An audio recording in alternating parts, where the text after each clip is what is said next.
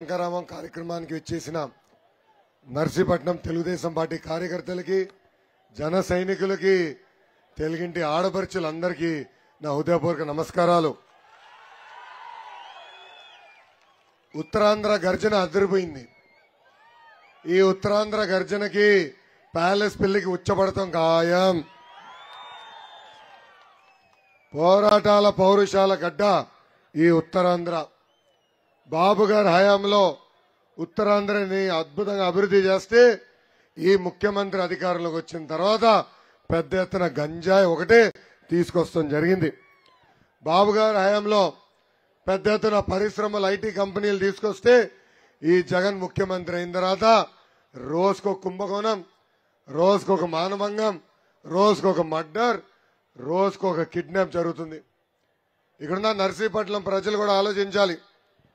Visakhapatnam MP భార్య కొడుకే kidnap జరిగిందంటే ఇంకా మన పరిస్థితులు ఎలా ఉంటాయో ఒక్కసారి మీరందరూ ఆలోచించాలి. అంతేకాదు, ఏకంగా వీళ్ళు చేస్తున్న భూ కబ్జాల పైన వ్యతిరేకంగా మాట్లాడిన ఎంఆర్ఓ గారిని కూడా అతి కిరాతకంగా కొట్టి చంపేశారు ఈ వైకాపా నాయకులు. ఈ మధ్యన జగన్ ప్రతి సభలో వాళ్ళ తండ్రికి వయసు ఉన్న వ్యక్తి చంద్రబాబు నాయుడు గారిని ముసలోడు అంటున్నాడు. ఈ రోజు ఎవరు ముసలోడో ప్రజలు తేల్చాల్సిన అవసరం ఉంది. కొన్ని ఉదాహరణలు ఇస్తా మీకు. మన ఆంధ్ర రాష్ట్ర ముఖ్యమంత్రి జగన్ బస్ నుంచి దిగాలంటే స్టూల్ పెడతాడు తల్లి, స్టూల్ పెడతాడు. అంతేకాదు, ఏకంగా తమ్ముడు ఏంటమ్మా మైక్ బాగాలేదు ఈరోజు,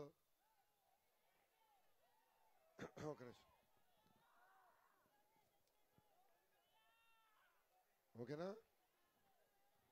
ఏం బా ఇబ్బంది పెడుతున్నావు నన్ను ఈరోజు?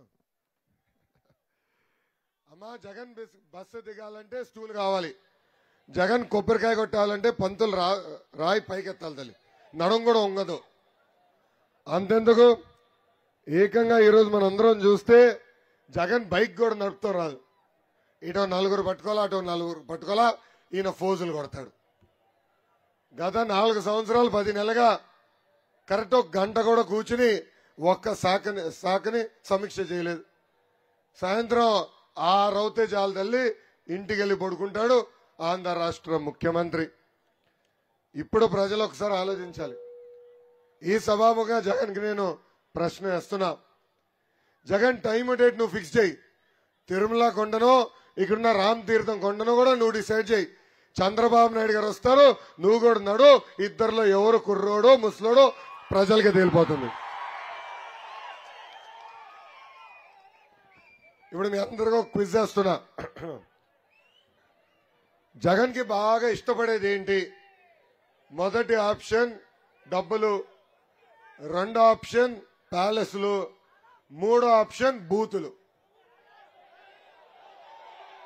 ఏ ఆప్షన్? మూడో option.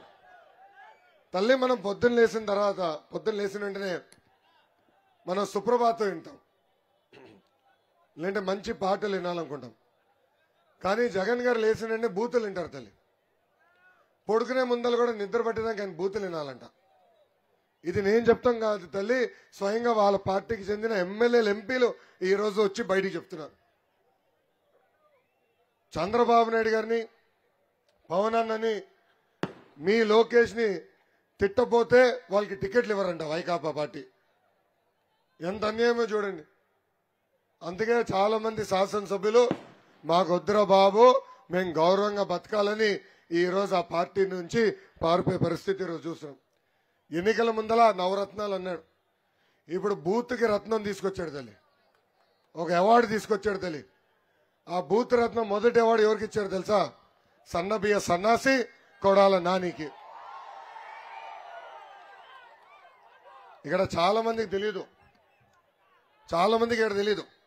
10th class paper leak లో పోలీసులు జగన్ ని పట్టుకుని హైదరాబాద్ లో ఉన్న పంజగుట్ట పోలీస్ స్టేషన్ లో చితకబాదారు.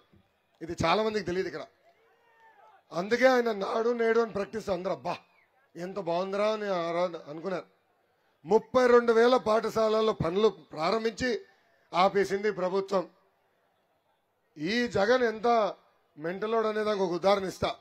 మనం కట్టిన ప్రభుత్వ భవనాలకి, మనం కట్టిన పాఠశాలలకి రంగులేసి ఈయనతో పెద్ద పొడిచినట్టు పీకినట్టు ఈ రోజు చిత్రీకరిస్తున్నారు.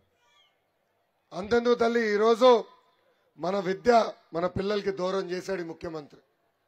ఏకంగా పాఠశాలలన్నీ మూసేసి అన్ని పాఠశాలలు ఒకే దగ్గర తీసుకొస్తాడంట. 117 జియో తీసుకొచ్చి ఉపాధ్యాయులు కనీసం ఈ రోజు పోస్టులు ఇచ్చే పరిస్థితులు ఈ ప్రభుత్వం లేదు. అంతెందుకు తల్లి, ఈ ప్రభుత్వం ఏర్పడిన తర్వాత స్కూల్ డ్రాప్ అవుట్ రేట్ అంటే మన బిడ్డలు ఎవరైతే పాఠశాలలో చదువుతున్నారో వాళ్ళు అనేక కారణాల వల్ల చదువు మానేసిన సంఖ్య దక్షిణ భారతదేశంలోనే ఆంధ్ర రాష్ట్రం 1వ స్థానంలో ఉంది. భారతదేశంలో అది 12.6 ఉంటే ఆంధ్ర రాష్ట్రంలో అది 16.3 ఉంది. ఏకంగా గత సంవత్సరంలో 1,73,000 మంది విద్యార్థులు ప్రభుత్వ పాఠశాలలకు వెళ్లకుండా ఆగిపోయే పరిస్థితి ఆంధ్ర రాష్ట్రంలో మనందరం చూసాం. ఆనాడు చంద్రబాబు నాయుడు గారు ఉన్నప్పుడు పాఠశాలలు కట్టారు, ప్రహరీ గోడలు ఏర్పాటు చేశారు, టాయిలెట్లు మరుగుదొడ్లు కూడా కట్టారు. అంతెందుకు ఏకంగా డిజిటల్ క్లాస్ రూమ్స్ కూడా తీసుకొచ్చిన ప్రభుత్వం తెలుగుదేశం ప్రభుత్వం. అందుకే ఈ సభాముఖంగా మహిళలందరికీ నేను హామీ ఇస్తున్నా, ఈ విధానం మేము తీసేస్తాం, 117 జియో రద్దు చేస్తాం, మళ్ళీ విద్య మన పిల్లలకి దగ్గర చేసే బాధ్యత మేము తీసుకుంటామని ఈ సభాముఖ హామీ ఇస్తున్నాం. ఇంకా నిరుద్యోగ యువకులు కూడా తెలుపుతున్నాం. ఆనాడు అన్న ఎన్టీఆర్ గారి దగ్గర నుంచి బాబు గారి వరకు వీళ్ళిద్దరు ముఖ్యమంత్రిగా ఉన్నప్పుడు 1,70,000 టీచర్ పోస్టులు ఆనాడు భర్తీ చేశారు. 2 నెలలు ఓపిక పట్టండి.